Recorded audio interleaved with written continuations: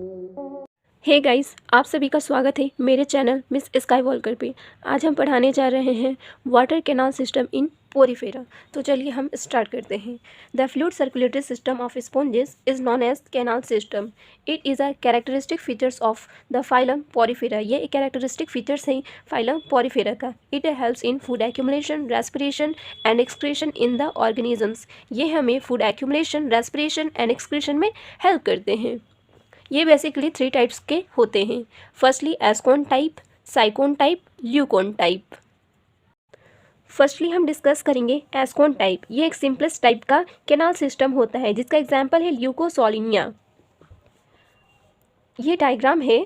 इसके outer layer को पिनाकोडर्म कहते हैं जो कि पिनाकोसाइट से बना हुआ होता है। इसके इनर लेयर को हम कोएनोडर्म कहते हैं जो कि कोएनोसाइट से बना हुआ होता है। ये एक स्पोर्स है। इसमें मेनी स्पोर्स होते हैं जिसे ऑस्टिया या डर्मल ऑस्टिया कहते हैं। इन दोनों के बीच में एक जिलेटिनस सब्सटेंस होता है जिसे हम मीजेनकाइम और मीजोहिल कहते हैं। ये एक कैविटी है जिसे हम स्पोंजोशिल जो कि कोएनोसाइट से बना हुआ होता है। पाथवे इन करंट वाटर ऑस्टिया के थ्रू स्पोंजोसील में जाते हैं, फिर ऑस्कुलम के थ्रू आउटसाइड जाते हैं। ये देखिए, ऑस्टिया के थ्रू फूड वुड वाटर लेकर के स्पोंजोसील में जाते हैं, फिर स्पोंजोसील से वेस्ट मटेरियल या नाइट्रोजनस वेस्ट लेकर ऑस्कुलम के थ्रू बाहर चले जाते हैं। Function of ascon type. The Ascon sponges canal system aid them in excretion, respiration and reproduction. The water that circulates through the system of canal transports food and oxygen while removing carbon dioxide, nitrogen waste and feces.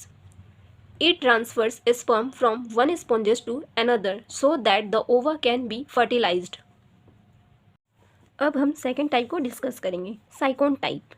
Complex then ascon type. ये complex होता है ascon type से भी, जिसका example है sycon and ग्रेंशिया। यहाँ एक diagram है जिसे मैं समझाने की कोशिश करती हूँ इसके थ्रू। इसमें इतने सारे फोल्डिंग्स होने की वजह से due to the folding of the body wall 2 types of canals forms, incurrent canal और रेडियल कैनाल। देखिए 2 टाइप्स ऑफ कैनाल्स बन गए। तो फर्स्टली यहाँ जो होता है वो इन करेंट कैनाल होता है जो कि, और यहाँ रेडियल कैनाल। तो फर्स्टली वाटर फ्लो कहाँ से करेगा? डर्मल ऑस्टिया से इन करेंट कैनाल में जाएगा, फिर इन करेंट कैनाल से प्रोसोपाइल के थ्रू, देखिए कि यहाँ पोर नज़र आ रहा है जिसे हम प्रोसोपाइल कहते हैं, फिर प्रोसोपाइल के थ्रू ये रेडियल कैनाल में जाएगा, फिर रेडियल कैनाल से एपोपाइल के थ्रू ये स्पोंजोसिल में जाएगा, फिर स्पोंजोसिल से ऑस्कुलम के थ्रू आउटसाइड चला जाएगा। ठीक है, यहाँ पे मैं आपको पाथवे भी बता देती हूँ। इन करेंट वाटर ऑस्टिया के थ्रू इन करेंट कैनाल में आएगा जैसा मैंने आपको बताया, फिर प्रोसोपाइल के थ्रू ये रेडियल कैनाल में चला जाएगा, फिर रेडियल कैनाल से एपोपाइल के थ्रू स्पोंजोसील में चला जाएगा, फिर स्पोंजोसील से ऑस्कुलम के थ्रू आउटसाइड चला जाएगा। Lastly and the most complex type, leucon type. ये बहुत कॉम्प्लेक्स होता है जिसका एग्जाम्पल है डिमोस्पोंजी। इसका लार्वल स्टेज जो होता है वो रेगोन टाइप होता है। इसमें बहुत सारे फोल्डिंग्स देखने को मिलते हैं बॉडी में।